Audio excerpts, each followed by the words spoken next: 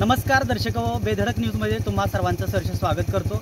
आता जो मी उभा आहे तो पोहाळे तर्फ बोरगाव व बाजार भोगाव या दरम्यान कोल्हापूर अणुस्कुरा रोडवर जे पाणी येते त्या मोडकावट नावाच्या शेतातून जो रस्ता गेलेला आहे त्या रस्त्याजवळ या ठिकाणी तुम्ही पाहू शकता की तब्बल 12 दिवस पुराचं जे पाणी होतं कासारे नदीचं ते या ठिकाणी रस्त्यावर आलं होतं। 12 दिवसानंतर हा कोल्हापूर अणुस्कुरा जो मार्ग होता तो सुरू झालेला होता, परंतु या परिसरामध्ये पावसाचा जोर पुन्हा एकदा वाढलेला आहे आणि त्यामुळे कासारे नदीच्या पुराचं पाणी पुन्हा एकदा मोडकावट नावाच्या शेतातून जो कोल्हापूर अणुस्कुरा राज्यमार्ग गेलेला आहे त्या राज्यमार्गावर आलेला आहे।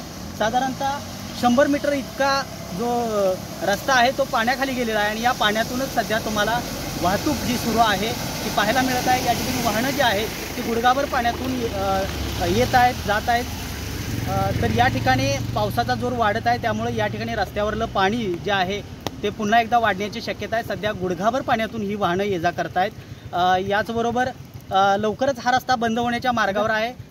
त्याचबरोबर पर्यायी जो रस्ता आहे तो पोहाळे तर्फ बोरगाव पोहाळवाडी व बाजार भोगाव या मार्गाने पुन्हा एकदा वाहतूक सुरू होण्याची शक्यता आहे।